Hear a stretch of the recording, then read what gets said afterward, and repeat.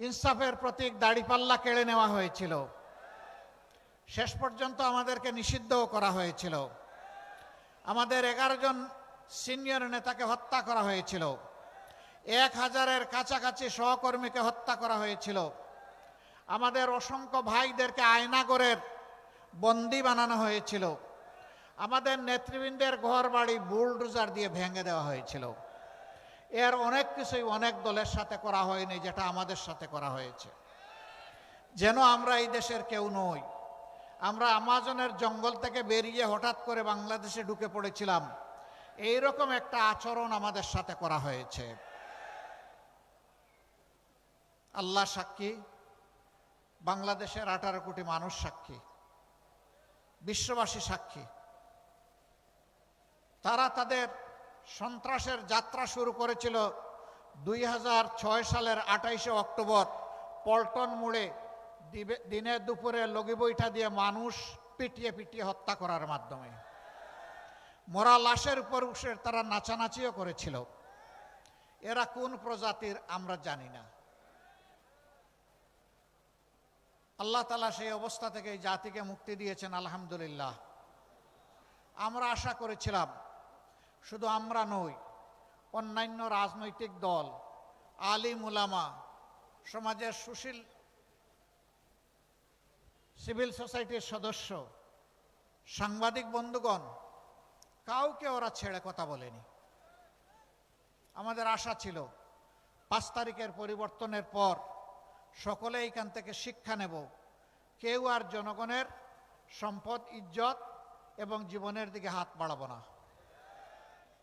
আমাদের আশা কি পূরণ হয়েছে? রংপুরের মানুষ খুবই ভালো, শিক্ষিত এবং ভদ্র, অল্পে তুষ্ট। এই এলাকার মানুষ মোটেই চাঁদাবাজি করে না। এখানেও চাঁদাবাজ আছে? আহারে, তাইলে যাব কোথায়? এইরকম একটা এলাকায় চাঁদাবাজ আছে। এখানে বিভিন্ন স্ট্যান্ড দখল হয়, এখানেও হয়। এখানে মামলা বাণিজ্য হয়, এখানেও হয়। আমরা ছিলাম সবচেয়ে বড় মজলুম, আমরা তো এরকম মামলা করলাম না। আমাদের করা মামলায় তো শত শত আসামি নাই। আমরা আমাদের লোকদেরকে বলেছিলাম, অবশ্যই ন্যায় বিচার পাওয়ার অধিকার সকলের আছে, আদালতের আশ্রয় নেওয়ার অধিকার আছে, কিন্তু সাবধান, একটা নিরীহ মানুষকেও আপনার অভিযোগের তালিকায় অন্তর্ভুক্ত করতে পারবেন না। সুনির্দিষ্ট ব্যক্তি ছাড়া যে অপরাধ করেছে কাউকে মামলায় আসামি বানানো যাবে না। আলহামদুলিল্লাহ, আমরা হাজার হাজার মামলা করি নাই। যে কয়টা মামলা করেছি এর মধ্যে 8টা মামলা আছে যেখানে আসামি মাত্র একজন। কারণ ওখানে আমরা দ্বিতীয় কোনো দোষী ব্যক্তি খুঁজে পাইনি, এই জন্য একজনকেই আসামি বানিয়েছি। আমরা যাদেরকে আসামি করেছি তাদের কারো কাছ থেকে আমরা চান্দা বাট্টা উঠাই নাই। আমরা বলি নাই, হ্যাঁ তোমার নামটা হয়তো ভুলে ঢুকে গেছে, কিন্তু ঢুকে গেছে, এখন বের করতে গেলে কিছু খাজনা দেওয়া লাগবে। কাউকে বলি নাই। এ বাংলাদেশের মানুষ সাক্ষী। আমরা চাই না যে কোনো একটা নিরীহ নিরপরাধ মানুষ কারো প্রতিহিংসার শিকার হয়ে অথবা লোভ লালসার শিকার হয়ে একদিনের জন্য জেলের ভাত খাক, এটা আমরা চাই না। কারণ 15.5টা বছর আমরা দফায় দফায় জেলে গিয়েছি, আমরা জানি জেল কি জিনিস। বিনা অপরাধে আমাদেরকে জেলে পুরা হয়েছে। আমরা জানি যারা অপরাধ না করে জেলে যায় তাদের মানসিক অবস্থাটা কেমন হয়। যেহেতু আমরা নিজেই মজলুম হয়েছি, আমরা কাউকে মজলুম বানাতে চাই না। আমরা কি চাই? আমরা চাই একটি সাম্যের বাংলাদেশ, একটি দুর্নীতিমুক্ত বাংলাদেশ, একটি চাঁদাবাজ মুক্ত বাংলাদেশ, একটি দখলবাজ মুক্ত বাংলাদেশ, একটি আধিপত্যবাদ মুক্ত বাংলাদেশ। আমরা চাই আমাদের যুব সমাজ যে দাবি নিয়ে, মৌলিক দাবি নিয়ে রাস্তায় নেমেছিল আর চিৎকার দিয়ে বলেছিল, উই ওয়ান্ট জাস্টিস, আমরা চাই সেই ন্যায় বিচারের বাংলাদেশ। এই বাংলাদেশ যারা গড়ার কথা বলবেন তাদের নিজেদের চরিত্র দিয়ে প্রমাণ করতে হবে যে তারা এটার উপযুক্ত। কোন অসৎ দুর্নীতিবাজ তারা যদি অনেক সুন্দর সুন্দর কথা এবং গল্প শোনায়, এদেরকে কখনো বিশ্বাস করবেন না। এরা নির্বাচনেই রঙিন স্বপ্ন দেখিয়ে মজার মজার কথা বলে আপনাদেরকে একেবারে দেখবেন যে চৌথাই আসমানে পাঠিয়ে দিচ্ছে। এরা দুঃখবাজ, চিনে রাখবেন। এদেরকে ইয়েস বলবেন না, এদেরকে কি বলবেন? এদেরকে বলবেন তোমাদের জন্য লাল কার্ড। কি কার্ড? সংগ্রামী বন্ধুগণ, দেশ আমাদের সকলের। এই দেশটিতে আমরা 4টি ধর্মের মানুষ বসবাস করি: মুসলমান, হিন্দু, বৌদ্ধ, খ্রিস্টান। দেশটা একটা ফুলের বাগানের মতো। আল্লাহ যেমন মুসলমানদেরকে পয়দা করেছেন, তেমনি অন্য ধর্মের লোকদেরকেও পয়দা করেছেন। আমরা কেউ আল্লাহর কাছে আবেদন করে এই দেশে পয়দা হইনি, আল্লাহ তার ইচ্ছা মতো পয়দা করেছেন। আল্লাহ সকলের রিজিক দাতা, সকলকে সম্মান দেন। আপনার আমার কোনো অধিকার নেই ধর্মের ভিত্তিতে কাউকে আঘাত দেওয়ার, কারো ক্ষতি করার কোনো অধিকার আমাদের নেই। বরঞ্চ আমাদেরকে মিলেমিশে একটা উন্নত মানবিক সমাজ এখানে গড়তে হবে।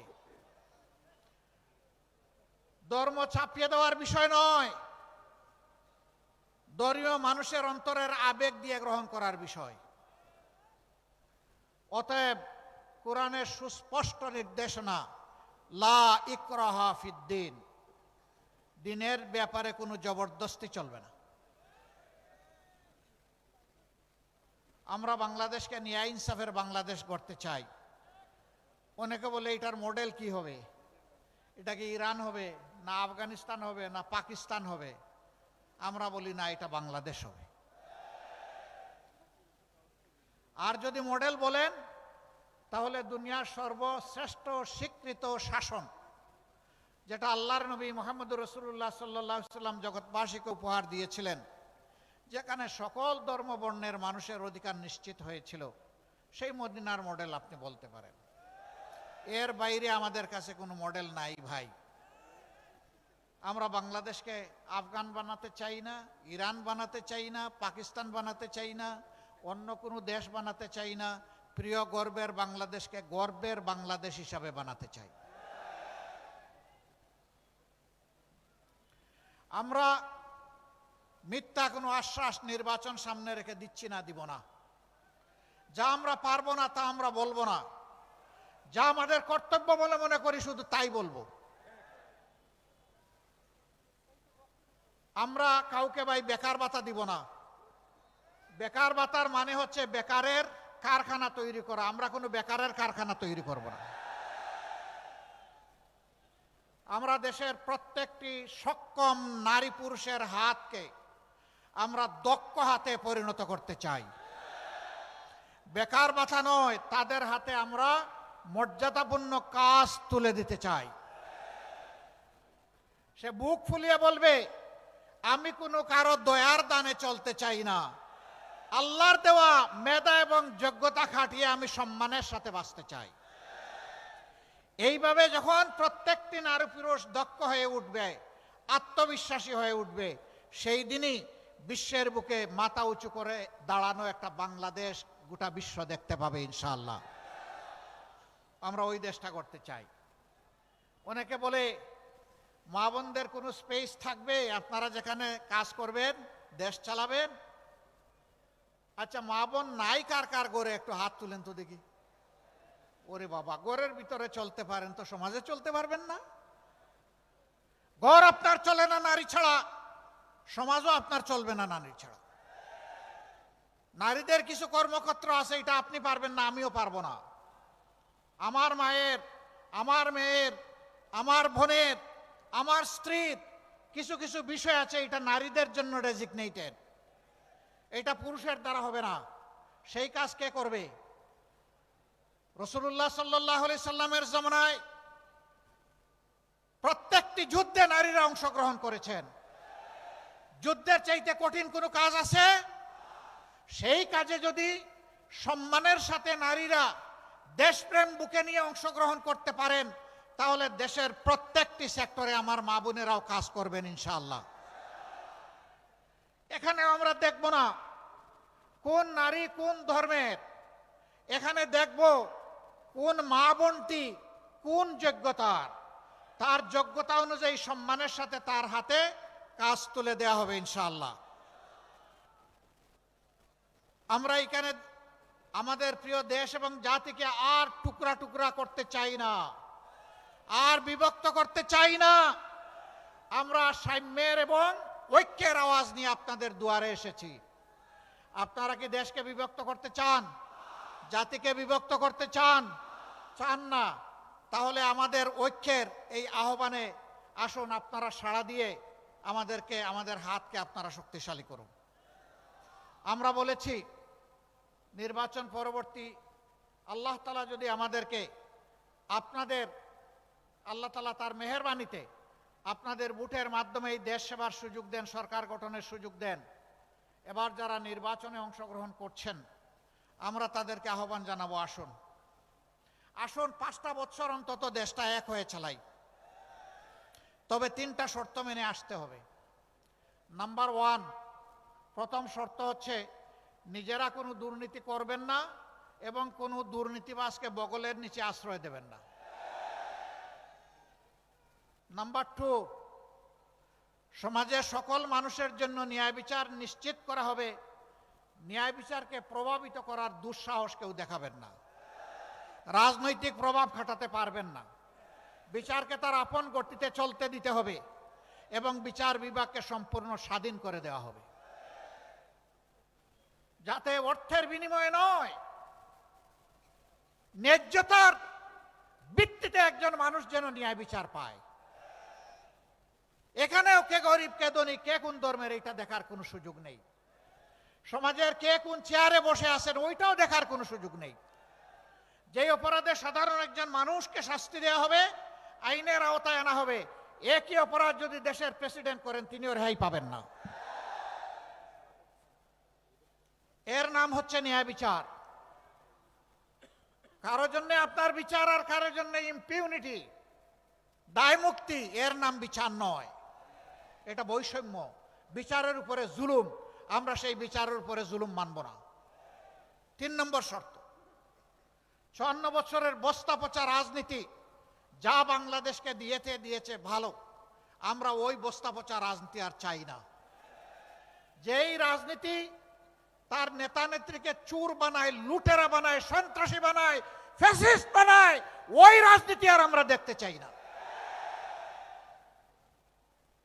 ফ্যাসিবাদ যাতে আর ফিরে না আসে, দুর্নীতিবাজরা আর যাতে সমাজে চলাফেরা করতে না পারে, এমন একটা দেশ এবং সমাজ গড়ার জন্যে দেশবাসী মুখিয়ে আছে। বিশেষ করে রক্ত দিয়ে লড়াই করা যুবকরা, যুবতীরা মুখিয়ে আছে। আমরা তাদের কাছে ওয়াদাবদ্ধ, তোমাদের সেই আকাঙ্ক্ষা পূরণে লড়াই যতদিন চালিয়ে যেতে হয় আমরা প্রস্তুত। এ লড়াই থামবে না। এ লড়াই তখনই পূর্ণতা পাবে যখন জনগণের এবং বিশেষ করে আমাদের যুব সমাজের আকাঙ্ক্ষা পূরণ হবে। সম্মানিত ভাই ও বন্ধুগণ, এই 3 শর্তে যারা দেশ গড়ার কাজে অংশ নিতে চাইবেন আমরা তাদেরকে বলবো মোস্ট ওয়েলকাম, আসেন। সবাই মিলে আমরা আগামীর বাংলাদেশটা গড়ে তুলব, স্বপ্নের বাংলাদেশটা গড়ে তুলব। এবার আসেন, জাতীয় পর্যায়ে তো অনেক কিছু বললাম, রংপুরের ব্যাপারে কি বলা যায়? এখানকার মানুষ খুবই ভালো, এত ভালো যে নিজের দাবিটাও ভালো করে বলে না, এত ভদ্র, নিজের দাবি আদায়ে মজবুত লড়াইও করে না। তাই বলে কি রংপুরের মানুষ আমাদের সৎ ভাই? না, আমরা পরস্পর ভাই ভাই। কিন্তু 54 বছর কি আচরণ করা হয়েছে রংপুরবাসীর সাথে, এর সাক্ষী আপনারা, আমি নই। রংপুর এই বিভাগ কি অপরাধ করেছে? বাংলাদেশের শস্য ভাণ্ডার, এই উত্তরবঙ্গ। কিন্তু এই শস্য যারা ফলায় তাদের মুখের দিকে তাকানোর কোনো দায়িত্ব কি সরকারের নাই? যদি থেকে থাকে তাহলে প্রতি বছর বর্ষা আসার সাথে সাথে এই এলাকার মানুষ আতঙ্কগ্রস্ত হয়ে পড়ে কেন?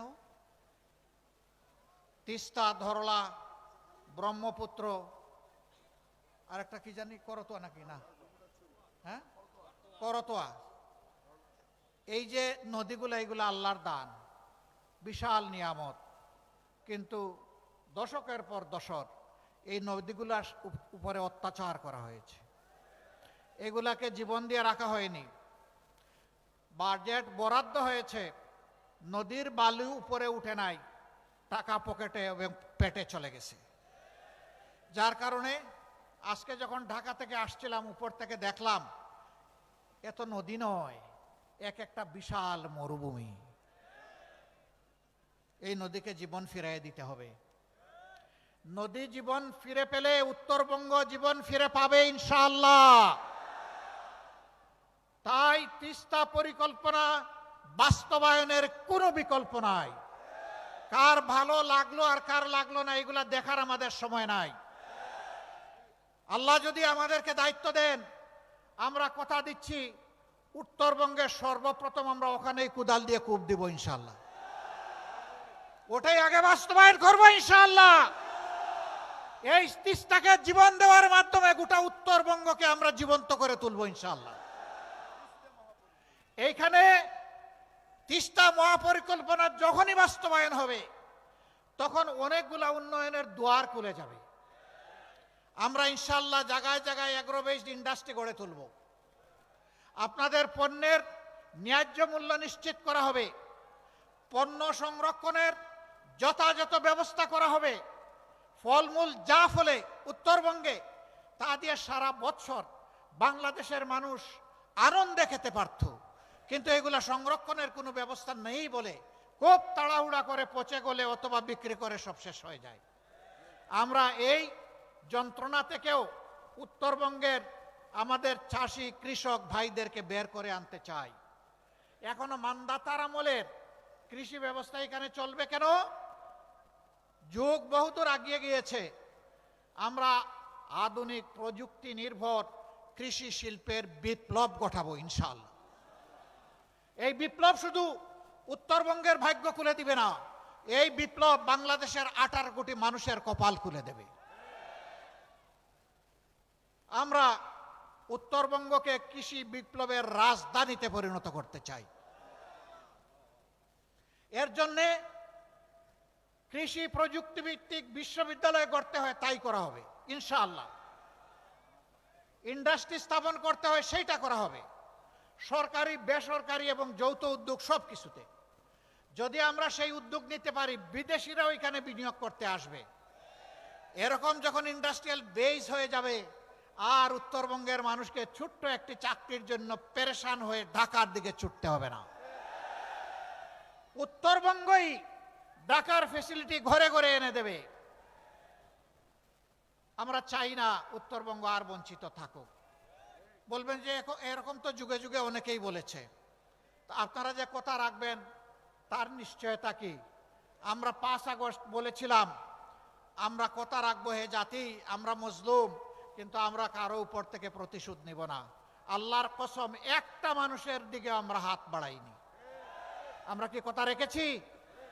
আমরা বলেছিলাম আর্থিকভাবে আমাদেরকে ক্ষতিগ্রস্ত করা হয়েছে, কিন্তু তাই বলে আমরা চাঁদাবাজি করব, এটা হবে না।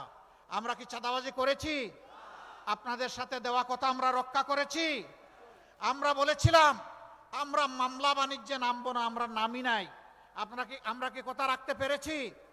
ইনশাআল্লাহ আমরা কথা রাখবো। আমাদের 2 জন ভাই মাত্র 5 বছরের জন্য 3টা মন্ত্রণালয় পরিচালনা করেছিলেন। সততা, স্বচ্ছতা এবং দক্ষতার সাথে তারা সেই মন্ত্রণালয় পরিচালনা করেছেন। তারা সৎ ছিলেন, তারা স্মার্ট ছিলেন। তাদের দিকে কেউ আঙ্গুল তোলার সাহস করে নাই যে এই মন্ত্রণালয়ে অপরাধ হয়েছে অথবা এখানে স্বজনপ্রীতি করা হয়েছে, এটা বলার সাহস কারো হয় নাই। কেন জানেন? তারা আল্লাহকে ভয় করতেন। আমরা যে কথাগুলো আপনাদেরকে বলছি আমাদের সবগুলা কথার সাক্ষী হয়ে যাচ্ছেন স্বয়ং আল্লাহ রাব্বুল আলামিন। আমরা সেই আল্লাহকে ভয় করি। আল্লাহকে ভয় করে আপনাদেরকে সাথে নিয়ে আপনাদের সাথে পরামর্শ করে উত্তরবঙ্গকে নূতনভাবে সাজাবো ইনশাআল্লাহ। এই সাজানোর কাজে আপনারা জান প্রাণ দিয়ে ভালোবাসা দিয়ে আমাদেরকে কবুল করবেন আলহামদুলিল্লাহ। এবার আমি আপনাদের সাথে পরিচয় করিয়ে দিচ্ছি, আপনারা চিনেন সেই চেনা মানুষগুলোকেই আবার আপনাদের কাছে আমি পরিচয় করিয়ে দিচ্ছি। রংপুর 1 নম্বর আসন থেকে আমাদের ভাই রায়হান সিরাজি, তাকে আমরা তার হাতে দাড়িপাল্লা ইনসাফের প্রতীক তুলে দিয়েছি। আপনারা দাড়িপাল্লায় ভোট দিবেন, দাড়িপাল্লাকে বিজয়ী করবেন। আপনারাই কয়জন ভোট দিলে হয়ে যাবে? ঘরে ঘরে জনে জনে আওয়াজ তুলতে হবে যে ইনশাল্লাহ এবার হবে দাড়িপাল্লা। এই আওয়াজ তুলতে পারবেন? ইনশাল্লাহ আপনাদেরকে মোবারকবাদ। কোথায় পাল্লা? কোথায় পাল্লা? কোথায়? একটা দিয়ে সবাই আল্লাহ, ঠিক আছে, আমরা অপচয় করি নাই, মাত্র একটা দিয়ে সবাইকে আমরা কভার করবো ইনশাআল্লাহ।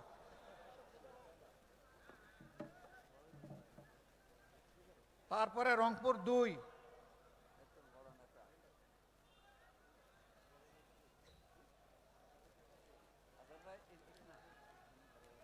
কোথায় রে ভাই? কোথায় কোথায় তালিকা কোথায়? এখানে তো নাই। কি দিচ্ছেন এটা? আহা, রংপুর 2-এ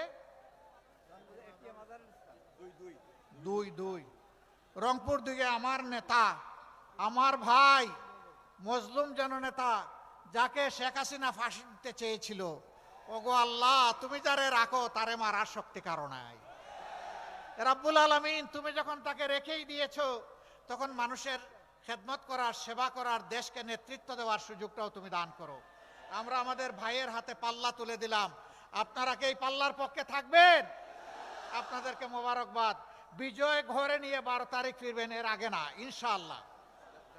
তারপরে রংপুর 3, এই শহর এবং সদর নিয়ে যে আসন, সেই আসনে আমাদের সম্মানিত ভাই বিশিষ্ট শিক্ষাবিদ, আপনারা সকলেই তাকে চেনেন, জনাব মাহবুবুর রহমান বেলাল, আমরা তার হাতেও পাল্লা তুলে দিলাম আলহামদুলিল্লাহ। শিবিরের এক সাবেক নেতা, জামাতে ইসলামীর মহানগরী আমির, জেলার আমির, অঞ্চলের আলহামদুলিল্লাহ সদস্য, কেন্দ্রের নেতা, সব কিছুই তিনি আলহামদুলিল্লাহ। আমরা বিশ্বাস করি তিনি রংপুরবাসীর মজবুত কণ্ঠ হিসাবে সংসদে তুফান তুলবেন ইনশাআল্লাহ। এরপরে রংপুর 4, আপনারা জানেন আমরা 10টি দল একত্রিত হয়ে 10 মিলি করি কাজ, তাতেই আছে ভালোবাসা, তাতেই আছে লাভ। এবং দেশবাসীকে আমরা একত্রিত করার জন্য এই অক্ষের ডাক দিয়েছি। সেই 10টি দলের গুরুত্বপূর্ণ একটি দল হচ্ছে জাতীয় নাগরিক পার্টি। এই পার্টির সদস্য সচিব আপনাদের সন্তান, আমরা তার হাতে এবার শাপলাকলি তুলে দিচ্ছি। মার্কা একটাই, যেখানে পাল্লা ওখানে পাল্লা, সবাই পাল্লা, যেখানে শাপলাকলি ওখানে সবাই আমরা শাপলাকলি। তো এই আসনে আমরা সবাই শাপলাকলি ইনশাআল্লাহ। তারও বিজয় নিয়ে আমরা ঘরে ফিরবো ইনশাআল্লাহ। এরপরে রংপুর 5, আরেক মজলুম নেতা, দীর্ঘদিন জেলে ছিলেন, আপনারা তাকে চিনেন, সাবেক উপজেলা চেয়ারম্যান জনাব বিশিষ্ট শিক্ষাবিদ জনাব গুলাম রব্বানী, তার হাতেও আমরা ইনসাফের প্রতীক এই দাড়িপাল্লা তুলে দিলাম। আপনারা দাড়িপাল্লাকে কবুল করলেন আলহামদুলিল্লাহ। এ বিজয় ঘরে নিয়ে আমরা ফিরবো ইনশাআল্লাহ তাআলা আজিম।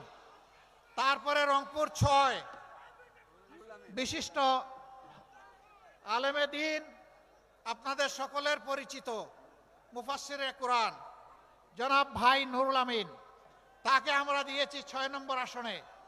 এই আসনটি রংপুরবাসীর বুক থেকে একবার হাইজ্যাক হয়ে গিয়েছিল, আবার রংপুরবাসীর বুকে ফিরে আসবে ইনশাআল্লাহ।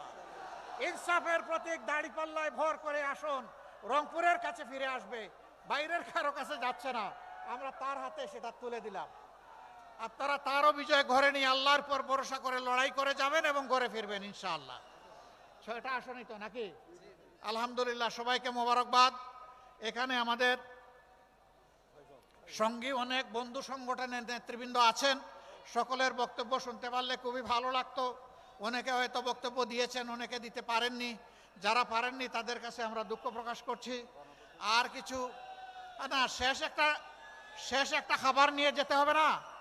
দাড়িপাল্লা যখন সমঝিলেন তখন গণভোট কি করবেন আপনারা? গণভোটে কি বলবেন? গণভোটে হা বলবো ইনশাআল্লাহ। জুড়ে বলেন, কি বলবেন? হা। ফেসিবাদের বিরুদ্ধে হা, চাঁদাবাজের বিরুদ্ধে হা, অপশাসনের বিরুদ্ধে হা, দুর্নীতির বিরুদ্ধে হা, অবিচারের বিরুদ্ধে হা, আধিপত্যবাদের বিরুদ্ধে হা, বাংলাদেশের পক্ষে হা। আল্লাহ হাফেজ। বাংলাদেশ জিন্দাবাদ।